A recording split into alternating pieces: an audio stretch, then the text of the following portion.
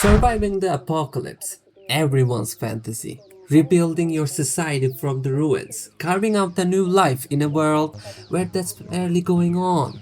Or maybe embracing the chaos, looting, fighting, and leaving your mark on the struggling souls. Well, this game gives you just that. Welcome to Survivalist. We play as Joe Wheeler, a manager, a true capitalist, ruthless, relentless, cruel, and selfish. He is also a doomsday prepper. He bought his bunker in the Sonoran Desert before the world went down, had enough rations for a year. Now, he has 1 day worth of supplies left, and after hearing an SOS call from a nearby town, he decides to leave the bunker and look for supplies. With him, we emerge from our bunker and the game officially begins. Our car is wrecked, so we decide to look for food in nearby town. After the simple combat and looting interaction, the game sets you on your way to Dorajo, nearby town, for supplies.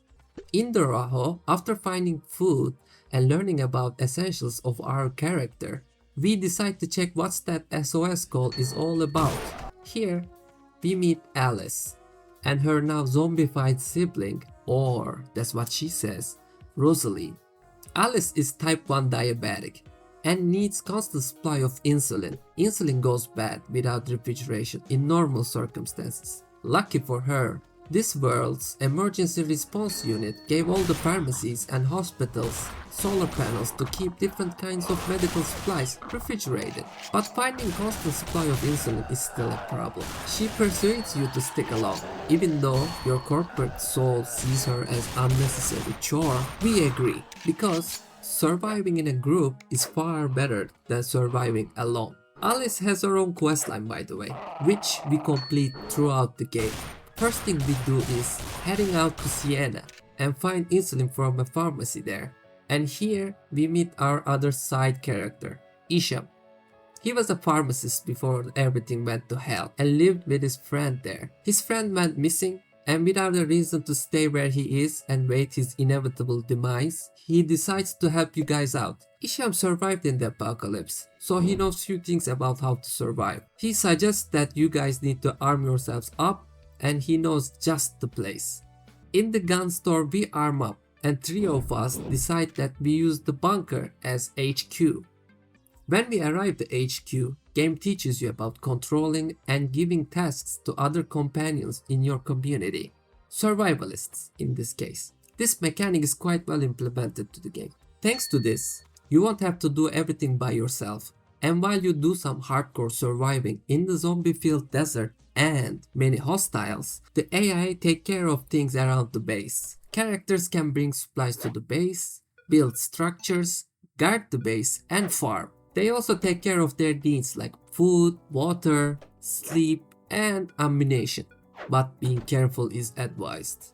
For example, if you don't have any food or certain supply for construction, survivalists will venture out by themselves to find these supplies. This can be dangerous. This is the zombie apocalypse after all. If you don't give them any gun or enough ammo, they might get themselves killed out in the wild. Luckily, it isn't hard to keep things in check. You can easily manage characters' inventory or directly control them before assigning any job to them. You can just make sure you got essential needs stocked up in the base and keep an eye out for potential dangers for your characters. When AI is finding a path, it chooses the shortest route. This might sound smart, but this route might be through the unknown areas of the map, and these areas are full of zombies or even human hostiles. Zombies spawn on the map predetermined. That means every zombie is just there in the dark. You can even hear them, waiting for you or other NPCs. There are also different types of spawns, like hordes or raiders. These can spawn around to discover towns far away from the base and make their way towards the base. Stronger your community gets, stronger the hordes, and stronger the raiders. This makes the defense of the base necessary. Guard towers are just what we need for now. Dealing with the zombie hordes are easy, but the bandits might require your special care. Bandits have guns, so they might do some serious damage or even kill your members. They can also spawn with Molotov cocktails, which means they can set your wooden buildings and fences on fire. This forces you to be a lot more careful with your defenses and have dedicated guards around the base. Later, when you or one of your members gets high enough construction skill, you can build concrete buildings. These don't burn, but concrete is heavy, so carrying it around takes time. You can also make wire fences instead of wood fences, but people can shoot through these fences, which is another problem. It's all about your personal preferences. You can build all wooden base and just be fine. Make repairs or build when necessary. Or just make a really sophisticated fortress with concrete towers and bunkers. The choice is yours. I quite like the base building aspect of the game. It is simple. If you are interested, you can spend hours carrying around materials and planning every structure. This gives you a good feeling about management and base building aspect of the game. It is also quite simple mechanic, but it is well enough implemented in my opinion. Now, while Alice is resting in the bunker, Isham is bringing supplies for building. We can head to Fort Kohai for insulin and our other essentials. This game has a different approach when it comes to missions and the NPCs, because your choices and anything happening on the map affects the outcome of everything. For example, you need insulin for Alice constantly throughout the whole playthrough. This is the canon way. But what if you got tired of this endless search for insulin? You can just let her die. All you get is Alice is dead prompt. That's it. Let me give you another example. An NPC gave you a quest, but you are constantly failing it even though you are doing it just the right way and you don't know why. Because he or she probably ran into a zombie and got infected and now dead. Another example. One of the villagers in Kohai somehow got infected with the white strain and caused the whole village to get overrun. I had to stretch few hours of gameplay just because of that. Frustrating for sure. So make sure you quick save as much as possible. I highly recommend it. For the sake of this video, I will follow the canon and keep Alice and anyone else possible alive and try to do all the side quests. Some missions offer you different choices to handle things, so I will try to be good, righteous person for the sake of this video. You can choose however you like. In Port Kohai, we ask about insulin and meet the doctor here. He says this is the apocalypse, supplies are running short, blah blah blah. But he offers us to sell some insulin. Here we learn about the trade. After the outbreak, money lost its value and people started using gold as currency. We also learn about zombies and the infection. There are 4 types of zombies, each representing different states of the infection. Green strain is the first stage. These are the easiest ones to deal with and the most common zombies on the map. Next is blue, second stage. A little harder, but still okay to deal with. Also pretty common. Third stage is red strain. These are more dangerous and if you slip up they might cause you some headache. Last stage is white strain. These are the deadliest and the least found zombies on the map. They can easily overwhelm you with numbers if not careful. Being bitten and getting infected is not the end of the world in this universe, because there are antigens for each stage of the infection except white, green, blue and red. Each stage of the infection spreads quicker. White has no antigen and takes few seconds to kill, so be careful when you are dealing with them. You can loot the antigens on the map, you can find it on NPCs, on bandits, or buy them from traders. Now that we know about the infection and the trade, for insulin and for our needs, we need gold.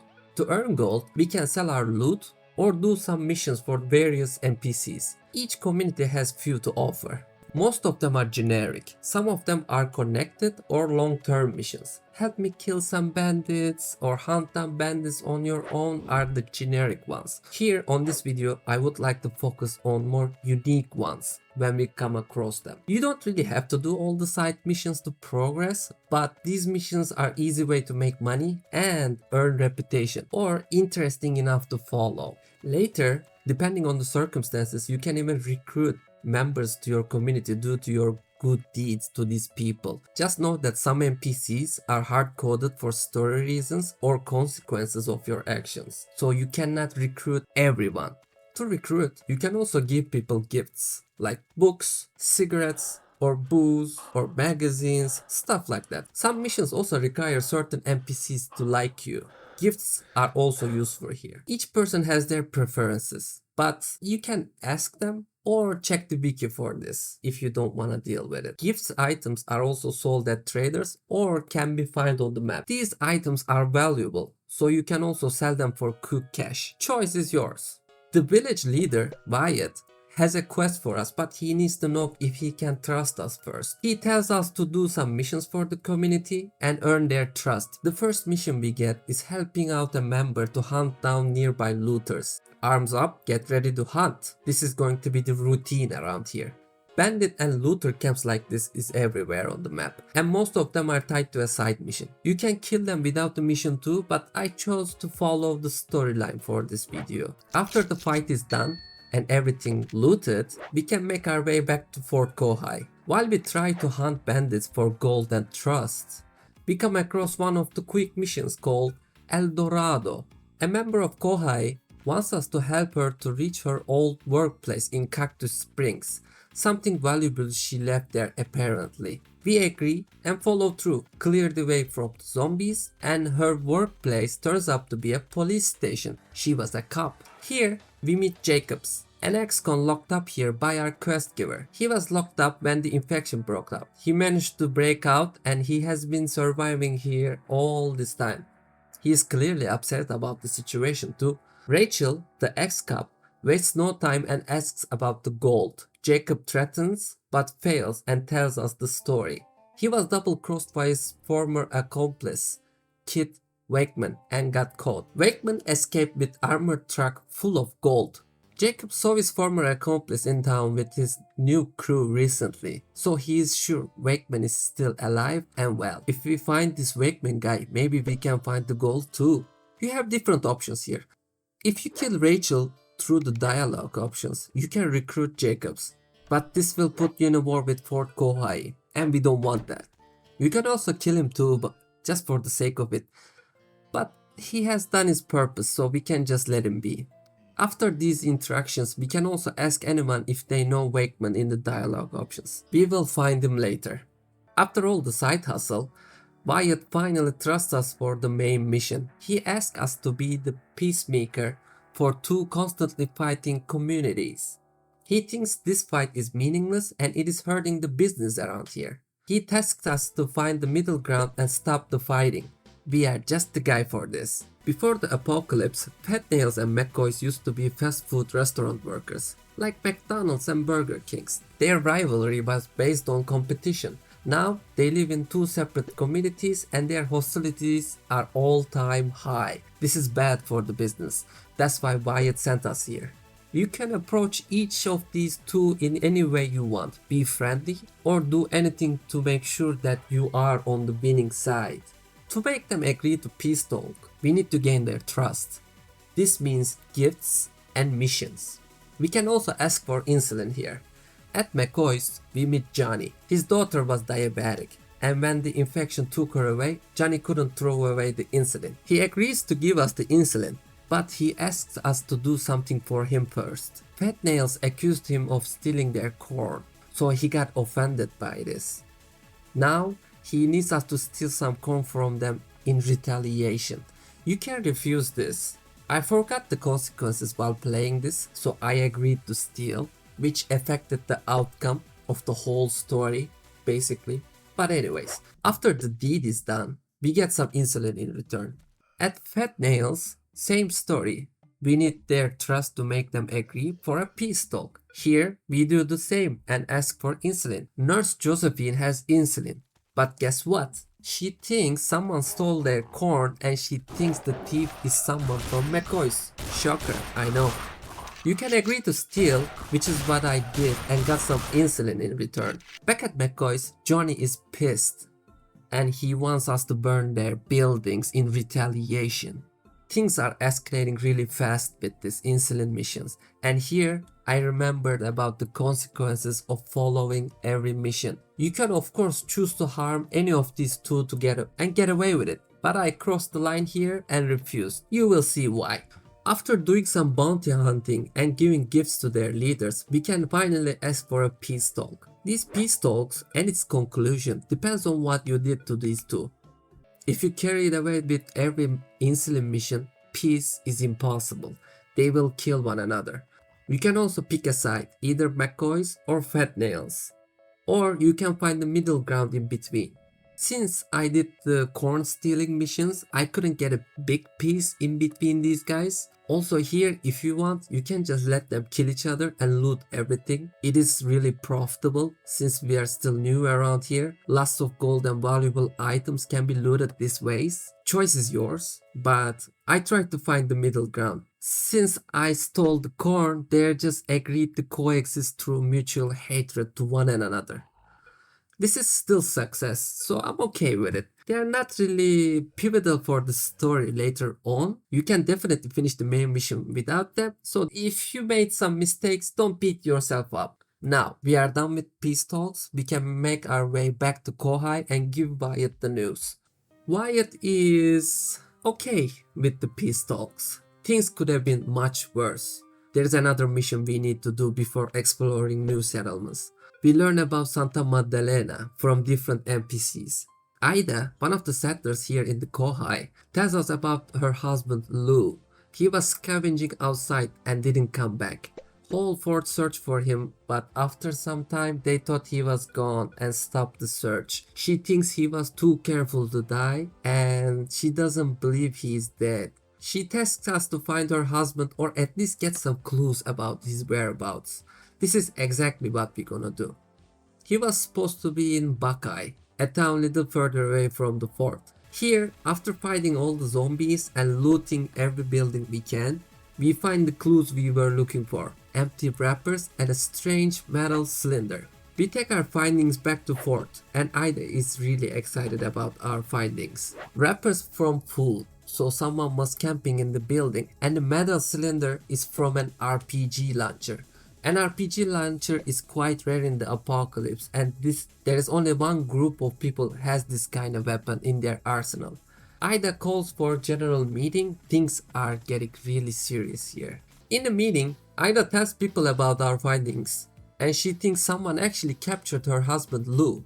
Los Cerros. She suspects that this kind of weapon can only belong to them, and since they are ex-cartel enslavers, she is sure they kidnapped him. People are naturally shocked about these findings. Wyatt tries to calm down the situation, and he clearly doesn't want to go to war. He knows he cannot win. Others are furious and blames him for being a coward. He suggests us to spy on them, get in their good side, and find out Lou's whereabouts. But Anderson disagrees and he wants revenge. He thinks Wyatt's approach is too cowardly and he tasks us to find allies: Fat Nails, McCoys, and Santa Maddalena. He doesn't care what happens to these communities in a war. He just wants us to win for himself and Kohai, of course. So he wants us to find some cannon for us. I agreed because this makes things way more complicated and a lot more interesting. Fat Nails and McCoys are out of question. Our peace talks make them focus on hate on one another, so they refuse to ally us. So our next stop, Santa Maddalena. Santa Maddalena is located northwest of our base. They are a religious group, all church folk. Here we can trade and take on missions to earn gold and trust. They offer us few unique missions, like others, and the usual bandit hunting ones, again like the others. One of these missions is White Knights, given us by Cathy. Cathy? Cathy. One of the members of Maddalena, Bridget, is kidnapped by a group called White Knights, much more radical group. They are asking for 1,000 gold ransom, which is quite big amount for us to pay. And we have no intention to pay. If you have the gold, you can try to pay, but I never did, even if I had the gold. I don't trust these people. I checked if they have any unique missions for us, but no. You also can't recruit them. They are too busy with their crusade to purify these lands, they say. I suggest to quick save right before you start causing mayhem, because they aim at Bridget first, and if she dies, mission fails. After few tries, we managed to kill everyone and rescue Bridget. Now we need to take her back to Santa Maddalena. After the rescue operation, you gain enough trust with these two and you can recruit them if you want. It's your choice. I personally decided to recruit them. Extra members are always useful around the base. Another unique mission called the Rational Man. Al Martin is worried about his friend Jim Gallagher. Jim lives alone, trying to start a society by himself and has a friend there, a special friend. Just behind his shack, behind the wire fences, there is a zombie. Jim says her name is Cassie and she can talk. This is madness, Joe thinks, but he fails to convince him to do anything about Cassie's situation. To complete the mission, Alice needs to talk with Jim. She thinks he has PTSD and needs her help. Jim also has a mission if you want. He asks us to complete all the incomplete buildings in the base in exchange of gold. You need someone with level 5 of construction skill for that. You can easily get the level 5 with skill books. Complete the buildings and get paid. When we switch to Alice and talk with Jim, she convinces him to put Cassie down. He is sad to lose a friend and asks Alice to put her down. Here, one of the biggest secrets of the story happens. Cassie can actually talk and she knows Alice. Alice seems like she wants to keep the big reveal as a secret and puts her down. Now, there are some questions, but no answers. Game gives us our answers later, don't worry about it. After Cassie is gone, we can complete this mission. Speaking of Alice, she wants to talk to us. This quest can only be done by Joe, by the way. When we talk to her, she asks us to teach her how to shoot after going for a run. Lastly, building a solar-powered refrigerator. We agree and go to the gun store we went together in the beginning for shooting practice. Run to the top of the mountain near our base and get parts from Dorajo for solar-powered fridge. This questline is all about getting these two characters together and give us some information about their past. Alice is a romantic interest for Joe, by the way, if you haven't figured it out. This quest is also about our end goal for this game. When Alice asks us what we want from life, each option gives us a different quest to complete the game. Money is to accumulate wealth, power is to having big base with lots of people in it, and love just ask us to follow the story. Alice and Joe share some interesting information throughout these conversations. For Joe, we already kinda know that what he has been up to. Only interesting part that he knows he read about insulin production before, but he doesn't remember why. And Alice is clearly hiding something at this point. We, as player, are certain she isn't telling everything. This conversation and the things we learn will come up later as we progress throughout the story. Another interesting mission here, called the Death Penalty. Amelia Murphy asked us to kill two looters called Tom and Butch. Easy mission, we did this many times before. When we tracked these guys down and questioned them, we saw that these guys aren't technically looters. They just wanted to trade, but Amelia didn't want it to. Probably because two guys are a couple. So out of spite, they stole some corn and ran away. You can kill them if you want and get over with it, but I chose not to. We are a good guy after all. Tom is bitten by a green strain and needs our help. Butch asks for your help. If you agree, you can give him the green strain antigen. If you don't have it on you, he tells you where to find one. You just fetch it back here and we are done. After giving them the antigen, you can recruit them if you wish. They got some good skills, so I recommend recruiting them. But the mission isn't done yet. We need to question Amelia about lying to us. Back at Santa Maddalena, when we question Amelia, she offers us lots of insulin if we just kill Tom and Butch. I refused, but if you agree to kill, Tom and Butch leaves the community and runs off. After refusing, the quest is done. We don't really need to do much more in Santa Maddalena, other than asking for alliance. I personally prefer to recruit anyone I can. I don't want these people to die off as a cannon fodder. After the recruitment is done, since we've been good to these people, we get our alliance. Bud is quite happy to hear about this. And now we can make our way to Los Cerros. Los Cerros is the biggest community out in the Sonoran Desert. They are high in numbers and well armed compared to other communities we met so far. They serve as main protagonists throughout the history, led by Felipe Espinosa, a former drug cartel member. They are going to be hard to deal with, but for now we need to be on their good side. After all, we are here to conduct espionage. When we arrive at their camp, we can ask if anyone knows about Kit Wakeman from the mission El Dorado, and eventually someone does. He asked for 50 gold. You don't have to pay, but I felt like buying this information as in my first playthrough. Finally, we can find out about the gold and progress through the El Dorado mission. When we meet Wakeman, he is reluctant to give us any information about the gold. We need to earn his trust first. To do that, we can do usual quests for his community. You know the drill. First usual looter hunt mission, then more unique ones. We will have another chat with Wakeman again later. Like other settlements, we can ask about insulin here. Juanita Baca is the medical professional here. She tells us that she doesn't have any insulin, but she knows where she can get some.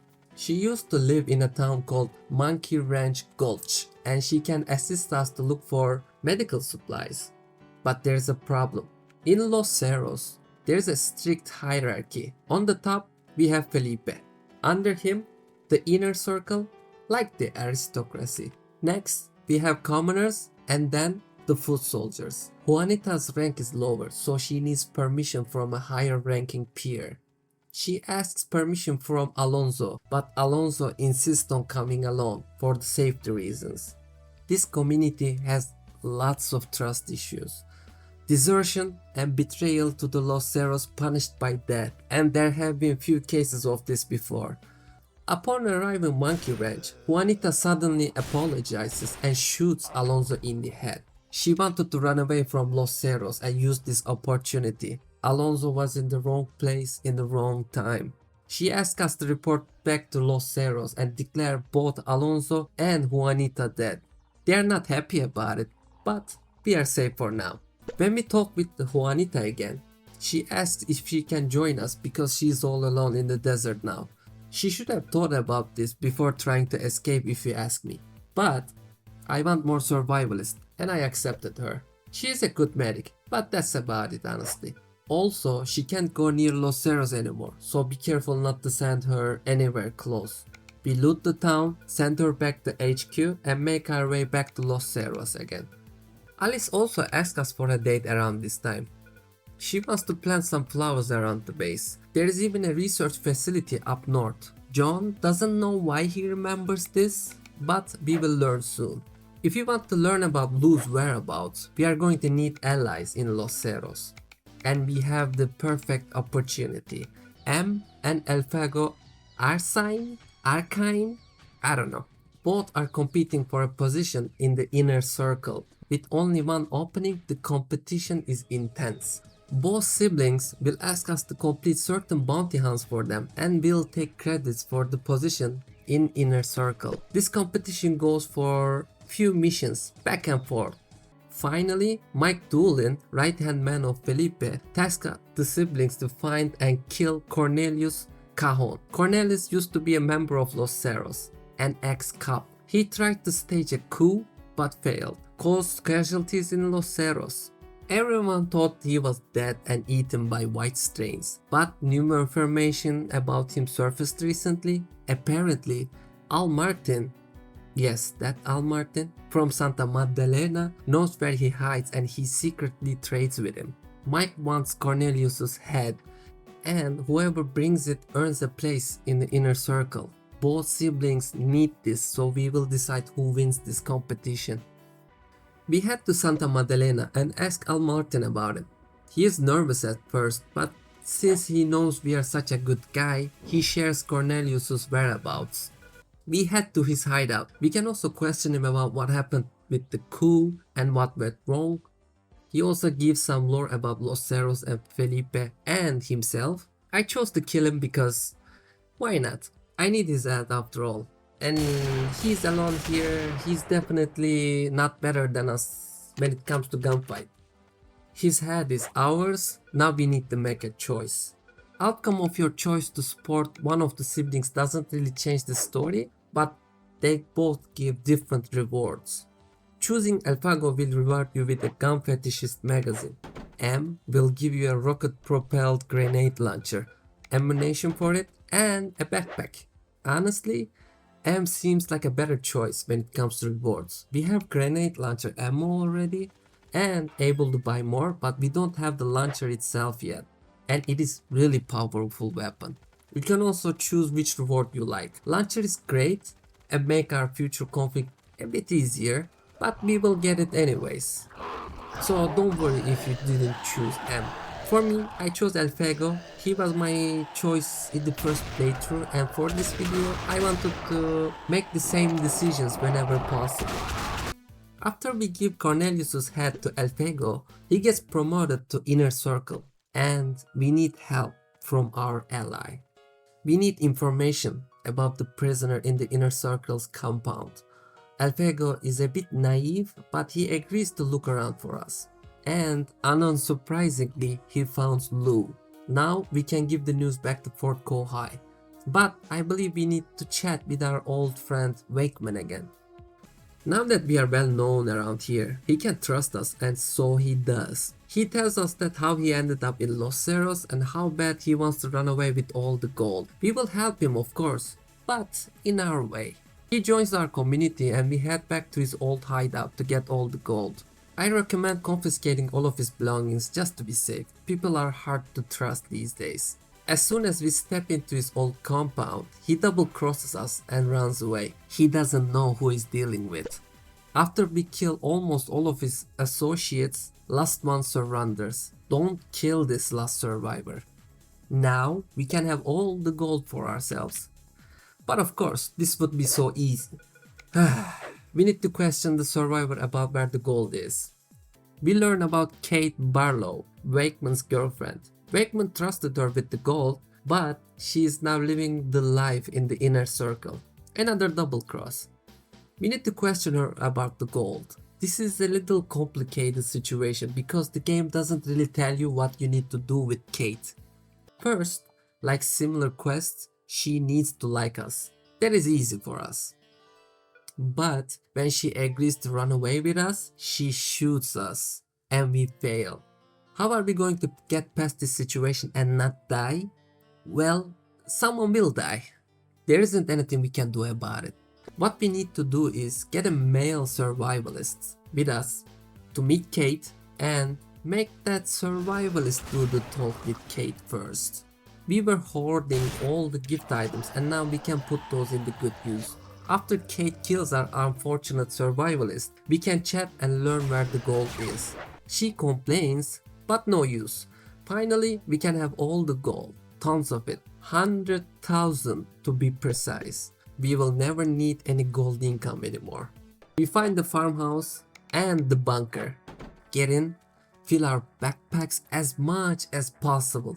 And yeah, we have been tricked. Again, whole place is booby trap. And we have no way to disarm these bombs. No matter what we do, we will die as soon as we leave the bunker. Game doesn't tell you this, but someone actually can help us with disarming. And yet again, we need to wait for that. After we learned about Lou, we can tell Wyatt about him. He calls for a meeting and tell people what we told him. Understandably, most of them are pissed. Many wants revenge. Wyatt is timid about the war and he knows what Los Cerros is capable of.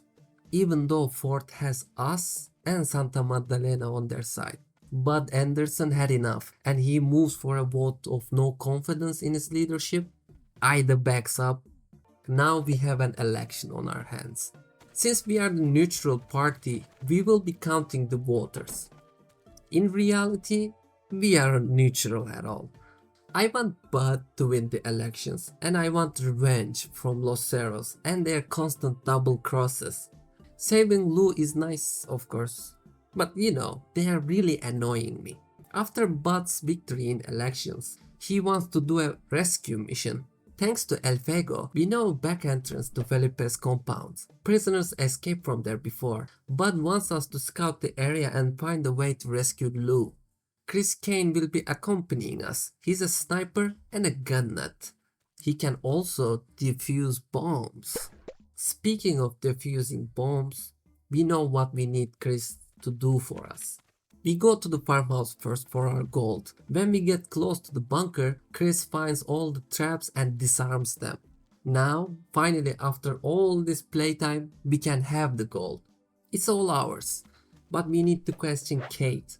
You know, about sending us to our deaths in a trap. The usual.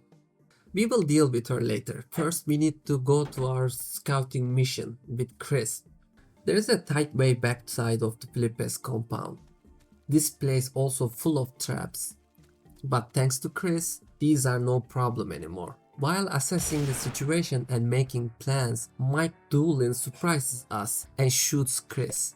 He's dead. Mike was suspicious after seeing El Fuego talking to prisoners. His suspicions cost Chris his life. We have to run away. While I'm here, like nothing happened, I will confront Kate about the trapping the bunker too. You can kill her here, but this will put you in a war with Los Cerros and it's not the time yet, so we will just recruit Kate. Now we need to give the bad news about Chris to Fort Kohai. Upon arriving to Kohai, we give the bad news to Bud. He is not happy about Chris's death. He calls for a meeting and gives people of Kohai bad news. Now, war is inevitable. Meanwhile, in Los Cerros, Mike Doolin is suspicious about new member of the inner circle, El Fuego. He knows what he did and he is quick to punish him for it. El Fuego is dead. Em is devastated. She acts like she is fine, but she definitely isn't. She leaves Los Cerros and joins us for retaliation for his brother. Like people of Kohai, she wants revenge. M is equipped with the rocket launcher, so this is a good time to take it for ourselves. The war is here, and we need every edge we can get. Since we allied with Santa Madalena, Los Cerros will launch an attack on them, and Santa Madalena cannot handle an assault. We already recruited big number of their members. You can defend them, or go straight to Los Cerros. Choice is yours. I was going to Los Cerros, but Bud Anderson kept blaming me for Santa Madalena's fall. That really irritated me. It was your idea to use them as cannon fodders, Bud. Why don't you just man up? I reloaded and went back to Santa Madalena. For the war, if you are not afraid to lose your survivalist, you can arm them up and take them with you. But I care about my people, so I will fight alone. At Santa Madalena, the assault finally begins. I am not sure if they came in 2 waves or not. Maybe it's by chance or it was planned. I'm not sure. So just be careful if you're doing this. Los Cerros are high in numbers, even though it's just a fraction of their community. They also have grenade launchers and that weapon will one-shot you, so be careful. After successful defense, with few safe scums, we are taking war to Los Cerros. We already know all the layout of their compound, but being careful is highly advised. I, unfortunately, forgot to take the launcher before, so I'm a little handicapped, but we can loot one here, so don't worry about it, just be careful. Quick save a lot. After every shot, after every kill, just quick save. It's gonna make the game so much easier. And I recommend using sniper rifle for this fight. Aim for the head. Thanks to its big range, before the enemies can aim at you, you can hit headshots. Try not to get hit also, because if you get hit, your skills will be lowered, so you cannot aim as well. You cannot shoot as well. It might cause you to die really easily. Always keep few bulletproof vests on you. And don't forget to loot the launcher, it is important, it will make things a lot easier. Main problem in this fight is numbers and structures. You can still one-shot anyone in a tower or in the bunkers, but when you get hit, there's a chance of you losing firearms skill temporarily until you get healed. Try not to get in close range, high numbers can easily overwhelm you. We need to kill everyone. and make our way to Inner Circle's compound. This is the toughest war we had so far, but after few tries, we killed everyone but Felipe himself. At least that's what I thought. Problem is, when an NPC is not allied with you or natural to you cannot see them on the map. So, apparently, there's an NPC or maybe more still alive. I looked around everywhere, I couldn't find him. This is one of the most annoying parts of the game. I just gave up looking for him and blew up to Felipe's house. Upon seeing his house destroyed, he surrenders. Felipe, with the fear of death, gives us a lot of interesting information. He captured Lou not because he wanted to enslave him, but Lou attacked his men like an animal and killed 5 of them.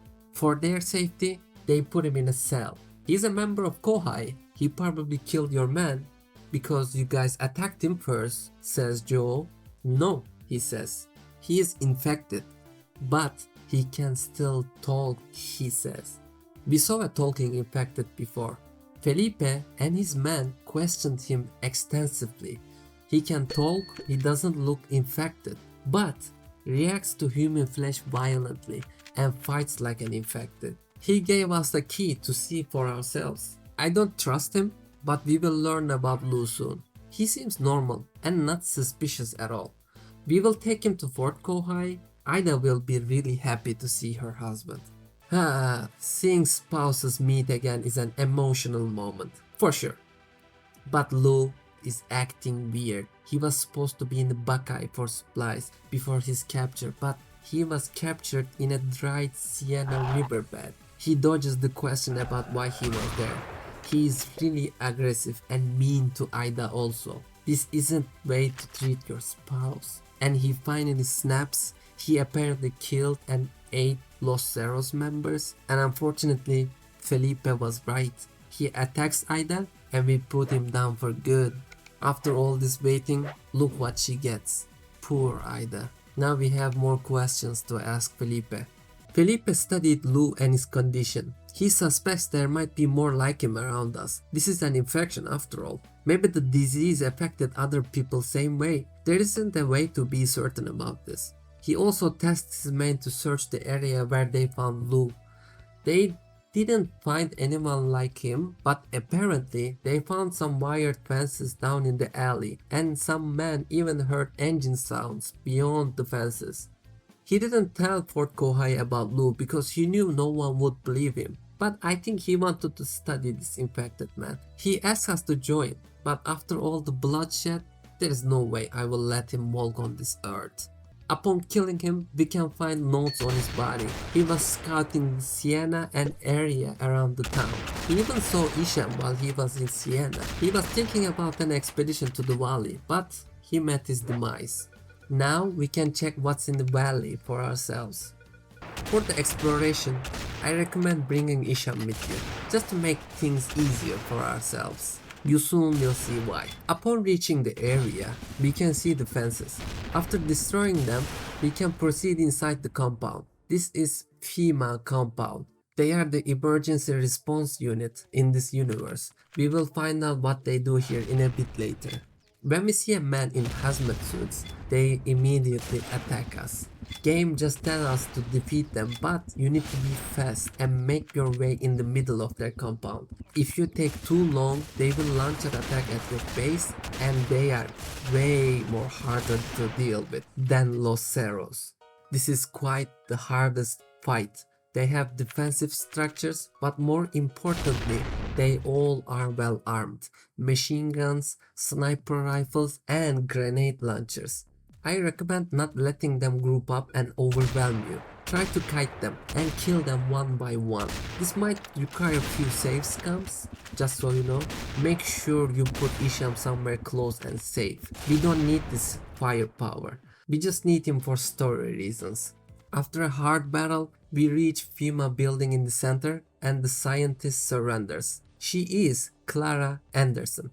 She is in charge of this facility. She is here by executive order, and civilians cannot know what the project she is working on. But she has no choice to answer some of our questions for her safety. This interaction stops the war between us and FEMA. We can ask her about Lou. She admits they kidnapped him and conducted experiments to develop a vaccine. This isn't their first kidnapping. They have been experimenting on people to develop vaccines. That's how they develop different antigens. Infected devastated the human civilization. Her actions are justified by cause of saving humanity. She also explains how the virus works and gives us plenty of information. She has been doing this quite some time now. This conversation also gives us an idea about the government or existence of a command chain. We don't know what exactly, but she keeps mentioning leadership. The virus kept evolving rapidly, so they injected their subjects with weaker forms of the virus, but even that caused a lot of casualties among the test subjects. In case of Lou, experiments weren't really successful. Yes, Lou was able to keep his memories about his life before the infection and was able to blend in with healthy people. His eyes were normal, but we saw what happened to Lou in the end. Subjects like Lou have their emotions, morality, and empathy suppressed because of the virus. That's how these infected were able to act like human. Lou didn't escape the captivity by himself. One day, one of the female subjects, 66F, has remarkable results of the vaccine. Researchers were excited. These results helped the 66F blend in with the researchers and gave her freedom around the facilities. Then 66F ran away and let other subjects free on the way. She even killed few researchers. Clara and Fima weren't able to catch these subjects.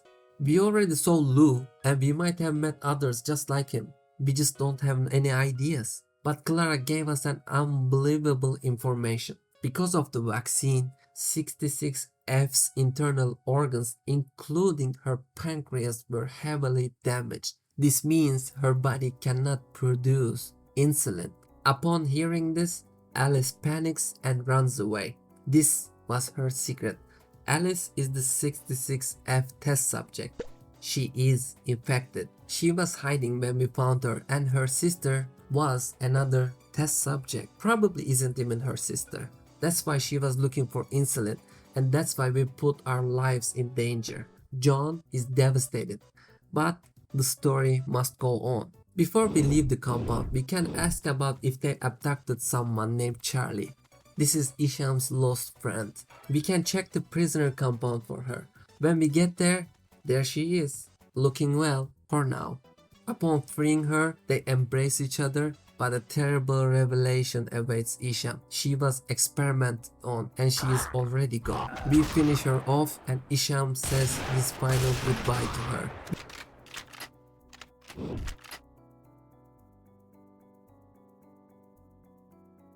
Before we leave, we can ask Clara to stop the abductions. I never chose her to stop all of it. I understand that this isn't moral, but I know that we need vaccine, not just for us, but for whole humanity. So, I don't think I am the person to make this decision. Clara still has unbelievable information for us. She recognizes us, John Wheeler, from Wheeler Capital Management. Before the collapse, Joe and his company were working on a biotech stocks.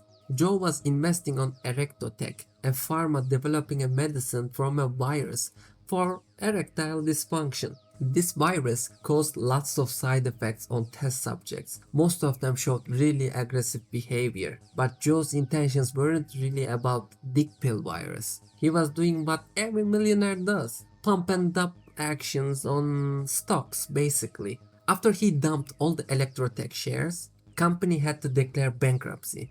Joe and his investors earned a lot of money, but there's a problem. Because of the bankruptcy, all the clinics trials were suspended. All the participants of these trials basically just went home. The side effects kept increasing. The virus kept spreading. No one knew what was going on until it was too late. That's how the green strain was born. After this information exchange, we just asked them not to kidnap any of our people for testing. We are done here. Now, before the game concludes, we need to finish couple of game missions. All we need to do is kill the last member of Los Cerros. and have a chat with our buddy boy Isham about Alice. Our chat with Isham, depending on what we choose in the dialogue option, concludes the story. Isham thinks Alice manipulated us into keeping her alive, directly or indirectly, cause all these things happened to us. Because of the insulin surge, we met with Fort Kohai. We eventually went to war with Los Cerros. We killed a lot of people. Maybe she didn't really anticipate all these killings, but she was still manipulating us. At least that's what Isham thinks. Depending on your choice, you can change the complete game mission. If you choose money, you will be asked to gather 100,000 gold. With power, you will ask to have a big community and lots of members. I never chose these options before. I just chose to leave the Sonoran Desert and go north after Alice. We know she is going to Vancouver to find insulin facility. Our good buddy Isham is happy to follow us on our journey there. And with this, game ends.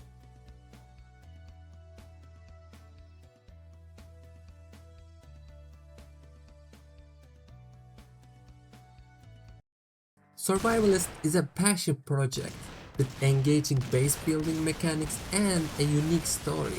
While its mechanics are simple compared to bigger titles, the game's charm lies in its narrative depth and player choices. Features like renewable resources, melee combat, and crafting could enhance the gameplay, but even as it stands, Survivalist offers an enjoyable experience. The sequel, currently in early access, as far as I remember, promises to continue the story and make improvements to the game's mechanics. We will be the judge of that when it's released. Thanks for watching this review of the Survivalist. Let us know your thoughts in the comments. Thank you for watching. Please like and subscribe and have a nice day.